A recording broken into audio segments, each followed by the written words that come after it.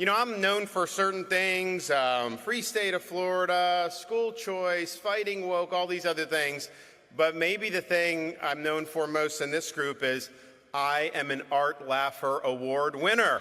And I saw the award back there, and I saw Art coming in. I don't know that they've announced who's getting it coming forward, but I know that carries a lot of weight. So let me just say, whoever does get it, congratulations, and you have now joined rarefied air and people that have won the Art Laffer Award. So thanks to ALEC for doing that. I want to thank Danny Perez for all his work, as well as Speaker Paul Renner from Florida and all the members of the Florida legislature who are here, and even those who are not here. We were able to work together to complete, which was the most productive and far-reaching legislative session in the history of the state of Florida.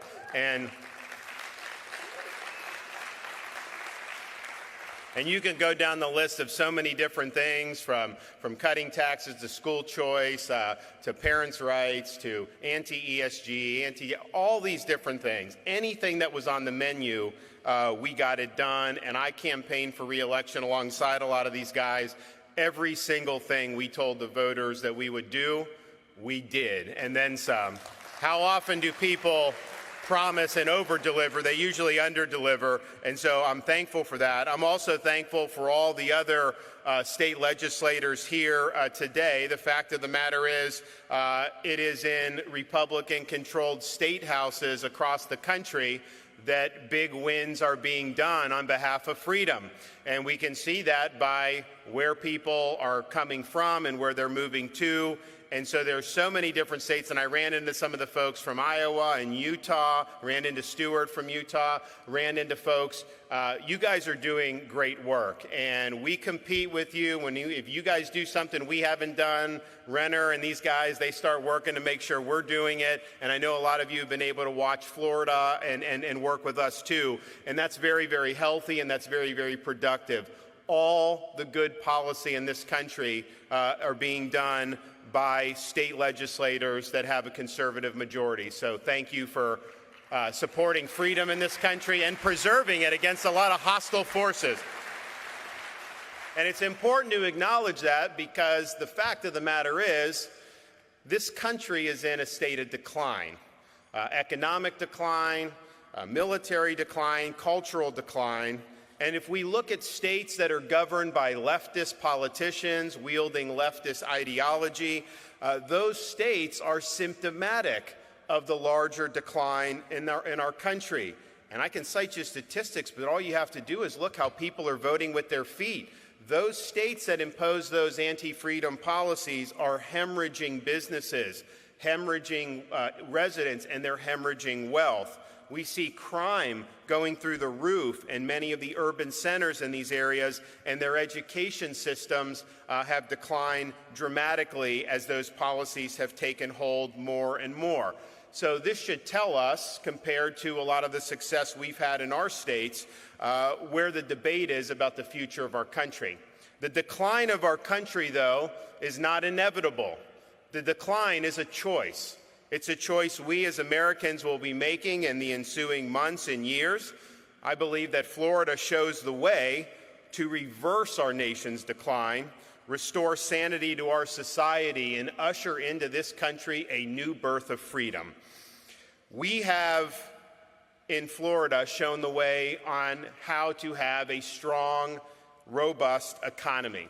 Our economy is now ranked #1 in the nation by U.S. News and World Report overall.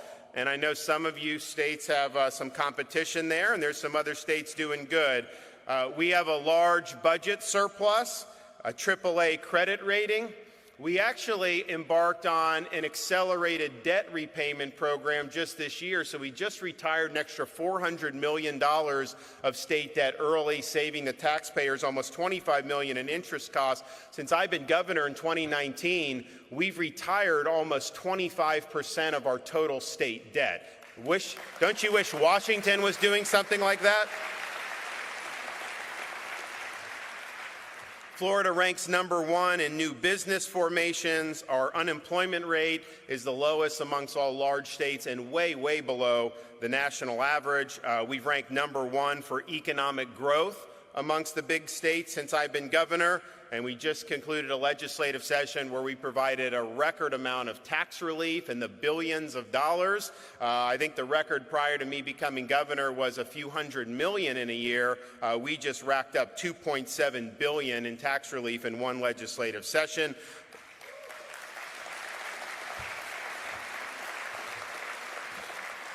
And of course, like some of the states that are here, Florida does not have an income tax. For those of you who do, you should try it our way sometime. I think you'll like it. We also have one of the lowest per capita tax burdens in the entire country. So we're proud of all of that. But at the end of the day, we would not have been able to lead on the economy. I think we've had more wealth move into Florida in the last 3 years than has ever moved into a single state over a similar period of time in all of American history, if you can believe that. But none of that would have happened had we been not willing to buck the orthodoxy when it came to the COVID-19 pandemic measures and lockdown measures. And those were things that were being preached upon from on high by people like Dr. Fauci, and they said it was going to be 15 days, but in reality, they wanted to go on in perpetuity, a relative perpetuity, and they probably would have gotten away with it if states like Florida had not said, no, we're going to go a different way. So we said very simply, people have a right to work, businesses have a right to operate, and kids have a right to be in school in person 5 days a week, and that's just the way it's going to be. Fauci doesn't care about your freedom. He doesn't care about your job or your business or the education. And so you needed people in elected office to stand up for people when nobody else was willing to do it. And at the end of the day, the reason why we were able to do well is because when it wasn't easy to stand against the grain, when we were taking a lot of incoming, people think like I'm taking incoming now. I was taking way more incoming in 2020, let me tell you, with COVID. And it's easy just to go with the crowd. It's easy to say, well, the bureaucrats are telling me we can't do any of that, and so it's not up to me. You can do that, or you can lead, and you can put the freedoms and the jobs of the people you represent over any short-term political considerations. And so that's what we did. We fought for the people of this state when nobody else was willing to do it.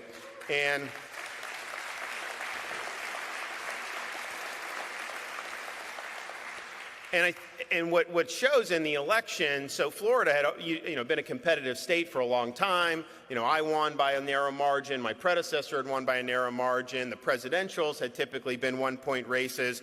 And we were able to win in 2022 in a year that was not a red wave nationally. We were able to win by almost 20 points, 1.5 million vote margin, which was historic for a Republican in the state of Florida. What it shows you is if people see that you're willing to fight for them, if they see that you're willing to take arrows for them, they will come out and support you. They will be willing to crawl over hot coals barefoot to be able to support you. They just want to know that you're willing to fight for them. And that's what we did in Florida. We need that nationally, because if you look at what's going on in our economy nationally, we have a lot of problems, many of which are government-induced problems.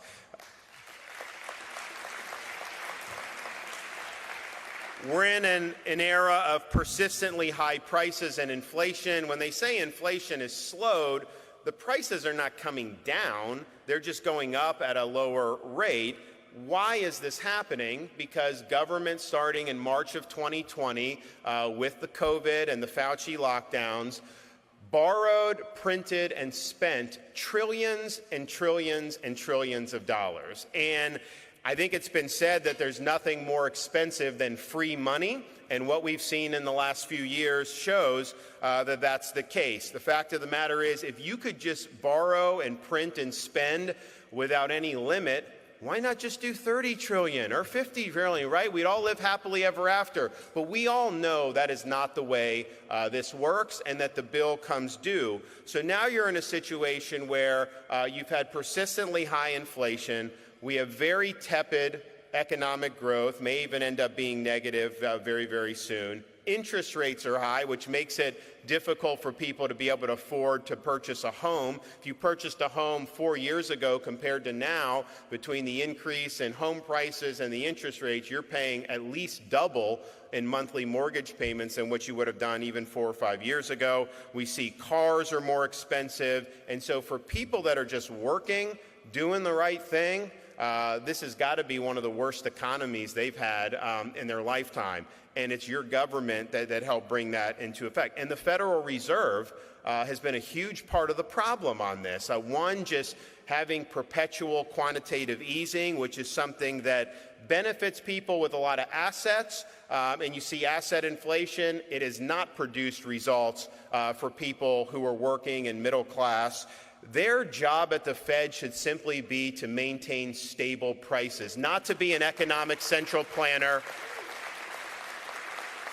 not to worry about social issues or climate change or any of that stuff. And so they've dropped the ball first by printing too much, but then also trying to act like the inflation was transitory when it was obvious that this was something that was going to be an issue. I mean, Milton Friedman said when you start going on spending and borrowing binges, you're going to get inflation 18 to 20 months later, and that's exactly what happened, and the Fed acted like that no longer applied. So they've been a big problem with this. Another big problem has been our monstrous bureaucracy in Washington, D.C. that stifles innovation, that is actually probably helpful for a lot of the biggest companies because they get a competitive advantage over smaller competitors. But for small and medium-sized businesses, they get whacked every single day.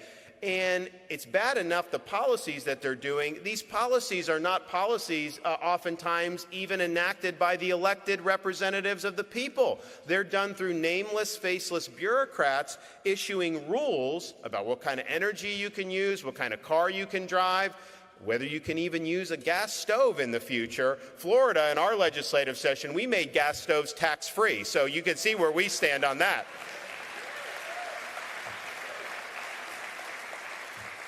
But they're exercising massive amounts of power through a fourth branch of government, which is not constitutionally accountable to the electorate. Our founding fathers did not design a system like that. They knew that it would abuse its power. So we really have a mission in front of us to reconstitutionalize this government and to no longer have a fourth branch of government, but to return to 3 branches of government, which is what the founding fathers envisioned. And why is that important? Yes, thank you. And why is that important? Because part of the reason we have tepid growth and have had tepid growth for a long time in this country is because government is choking off a lot of the creative energy in our economy in a lot of these sectors.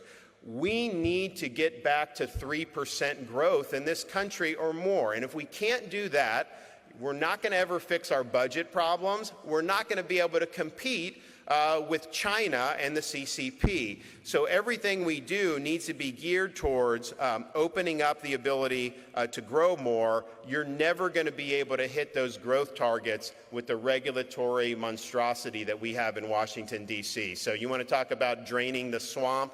That's where you start with that bureaucracy.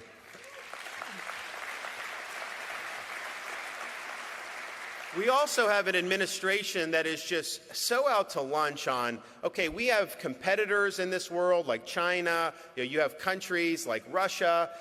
The last thing you would want to do, knowing the picture that's going on, is to kneecap your own domestic energy production. And yet that's exactly what we're trying to do. So we need to open up our ability to produce our own energy, use the resources that we have.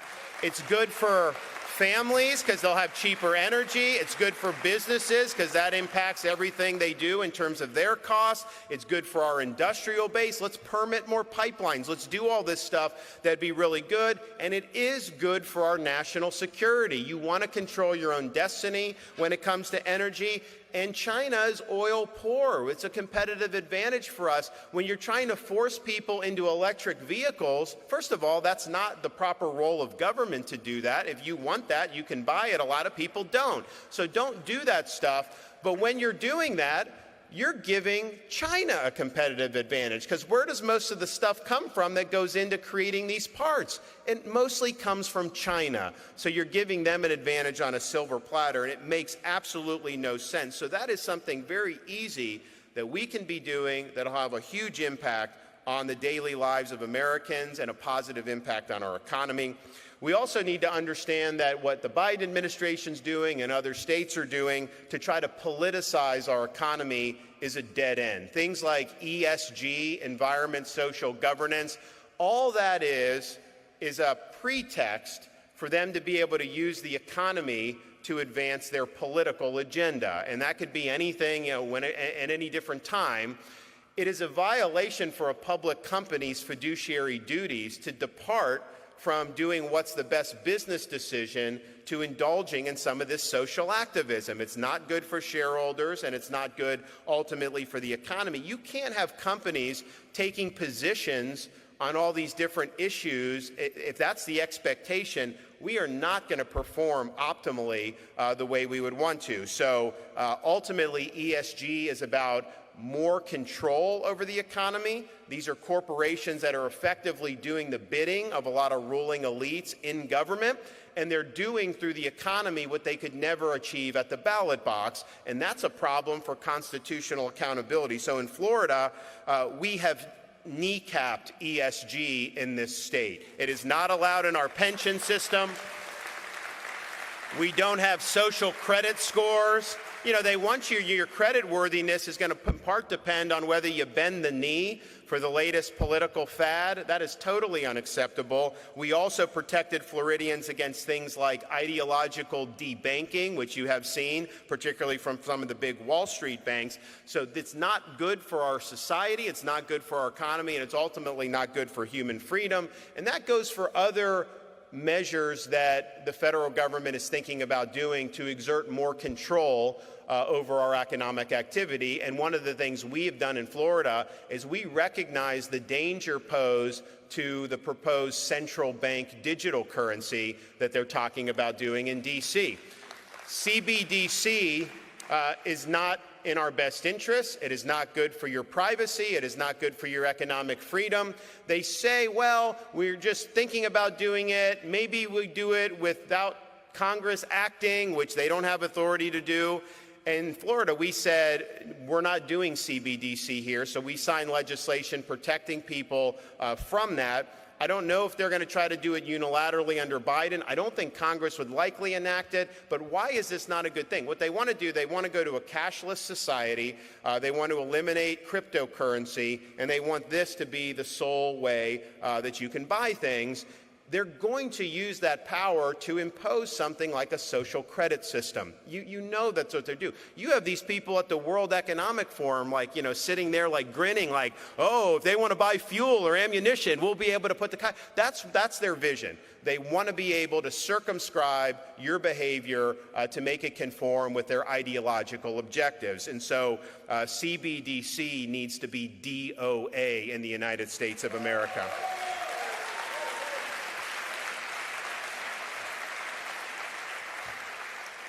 We also need to recognize that threats to this country from China are not limited to military threats. The competition with China, our adversarial relationship with China is a tough problem because of the economic dependence that has developed in this country. When COVID hit, almost everything we needed was made in China. We could not get everything we need to function as a country right now without relying on China. That is not a healthy place to be. And if you look at the China policy over the past many decades, China has gotten very, very rich. China has become a manufacturing superpower. They've built up their military to where they're the second strongest military in the world, bar none, competing with the United States. Their GDP is actually forecasted to pass ours within the next 5 or 10 years. We've never had a peer competitor in any of our lifetimes that had a bigger and stronger economy than we did. When you look at the Soviet Union, that was primarily an ideological confrontation. Yes, military in the sense of the nuclear standoff, but their economy was a pittance compared to the American economy. We now have a competitor that could potentially surpass us. And so we can't let that happen. I mean, we have to win, but the way we win and they lose is to recognize we've got to do more of this in the United States. You can't subcontract out key parts of your economy to your top threat and your top adversaries. And we've recognized that in Florida. We signed legislation prohibiting the purchase of land by the CCP and its related entities in our state. They want to buy farmland, they want to buy land near military bases and other strategic locations. That is not going to work in the state of Florida. We're going to continue to keep this a freedom zone.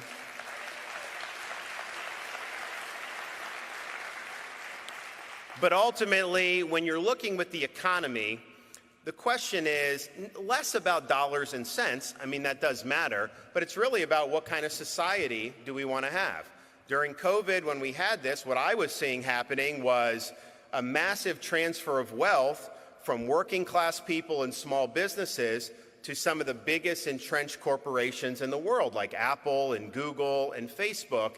And that was as a result of these lockdowns. That was not the type of society I thought was best for our country. And so in Florida, we were protecting people who were working in hospitality, who were working in construction, who were working in jobs where you actually had to show up and you couldn't do it in your pajamas on Zoom. So that was important, and then that's created more growth here, and it's created more opportunities for average people. So we're proud of what we've done in Florida. We need to get the federal government in line because it is failing this country when it comes to the economy. We've also led on the issue of education, and I know a lot of you in your states are working hard on this. We all probably are more attuned today than maybe many conservatives were 10 years ago on just how important it is to get the education issue right. Not that people weren't concerned about it, because they were, but we've seen such an attempt to use the schools as tools of indoctrination and all kinds of other things that we know we're not going to be successful as a country if we go down that road. So in Florida, we're proud to have been ranked #1 in the nation in education by U.S. News and World Report. When we had the first post-COVID NAEP scores, Nation's Report Card, Florida ranked #3 and 4 respectively in 4th grade reading and 4th grade math. I can tell you that wasn't true as a kid when I was growing up in Florida, so we've done a lot better than we did a generation ago. And it helped that we actually had kids in school during COVID, unlike some of these other states which kept them out for a year or more. Part of the reason we've been able to increase test scores is because we have the most school choice of any state in the country. And we've expanded it in this legislative session where we now have universal ESAs. But what's happened is parents now have options. They can go to a private school. We have 363,000 students in charter schools, which are public but not controlled by the school district and hence usually not influenced by the education unions. And then you have the 67 counties that all have their separate school district. And what's happened with the school districts is they want these students too. So they've actually embraced choice within their own districts. So if you're in South Florida, like Miami-Dade, you can go to charter, to private, and probably a handful of public schools within your school district. 75% of the kids aren't even going to the school that they're zoned for anymore because you have so much choice. Because you have that, it's created healthy competition, and our test scores, where they used to be in the bottom 10, 15 states 25, 30 years ago, we now are in the top. And if you say 3 and 4 for the 4th grade reading, 4th grade math, if you control for demographics, we'd be #1 with that. If you looked at just our charter school population, which is disproportionately low income and minority, if that was a separate state, just our charter students, that would be one of the top performing states in the United States as well. So this works. We've proven that it works, and it's something that I know other states are emulating, and we would certainly encourage you to do that. We've also stood very strong for the rights of parents to direct the education and upbringing of their kids. It's sad that we're even having this debate, and this is personal for me and my wife because we've got a 6, a 5, and a 3-year-old at home, but we want parents involved in their kids' education. The only reason you wouldn't want the parents involved is because you worry that the parent would represent an impediment to you imposing your agenda on somebody else's kids. When Biden says they're not your kids, they're all of our kids, that's what he means. Now, he's not talking about visiting his granddaughter in Arkansas or even acknowledging she exists, but never mind that, right? So they're not all of our kids. They're your kids. And schools and our school system doesn't exist to supersede the rights of parents. They exist to support the community, to support this important mission. And so we've embraced that in the state of Florida. We've listened to parents on things like eliminating Common Core, which we did early in my administration. We've also recognized the importance of recruiting and retaining good teachers. So we've put billions of dollars in increase for teacher salaries since I've been governor, but we said it can only go to teachers, not to bureaucrats and not to unions. And we actually did paycheck protection for teachers in Florida so the education unions can't do automatic union dues deduction from their paycheck.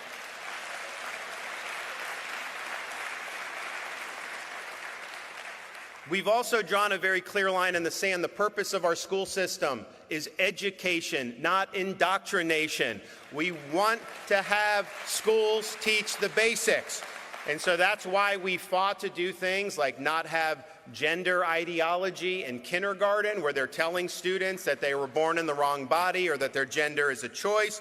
And we stood up to the left and the media and even big companies down the road here to make sure that we are standing on the side of parents and standing on the side of the innocence of our children. And that is a line we in the state of Florida are not willing to cross. We are going to stand up for our children. You also see, and you've seen the left try to demagogue that, you get to this point. So we have curriculum transparency. You can come in, parents know what's being taught in the school. And unfortunately, there are things that are totally inappropriate that are being put, particularly in these early grades, things that are pornographic, for example. Now, if you walked into a fourth grade classroom and someone was playing an X-rated movie, you would take that movie out and that would not be appropriate. No one would say that you've banned that movie from society. So when they try to do book ban, that's a hoax. Nothing's being banned in Florida. You can do whatever you want as an adult, but to inject that into a fourth grade classroom, is wrong. Adult material shouldn't be in a fourth grade classroom. You want to look at adult material? Go watch Hunter Biden's laptop for all I care, but don't do it to our kids. So that's a hoax, and we fought back against that. They also now have we, a couple years ago, did a law to prohibit critical race theory from our K through 12 schools, because we don't want them to use history and distort it to support a modern day agenda. You teach the facts. And so as part of that, they actually accused at the time, because you don't want CRT, you don't want anyone to learn about African American history, which that was a lie.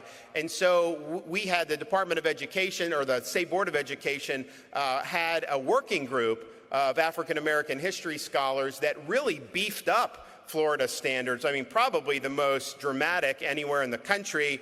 And you now have people like Kamala Harris trying to perpetuate a hoax, saying that these African American history scholars, many of whom were black, some of them who descended from slaves, are creating a curriculum saying it was good? Are you kidding me? Who believes such nonsense? And so it's a total hoax, and it shows you, though, why are they doing that? Why would they come down when you have all these other problems, come down to Florida and lie about something that's readily checkable if you just look at how robust the standards are?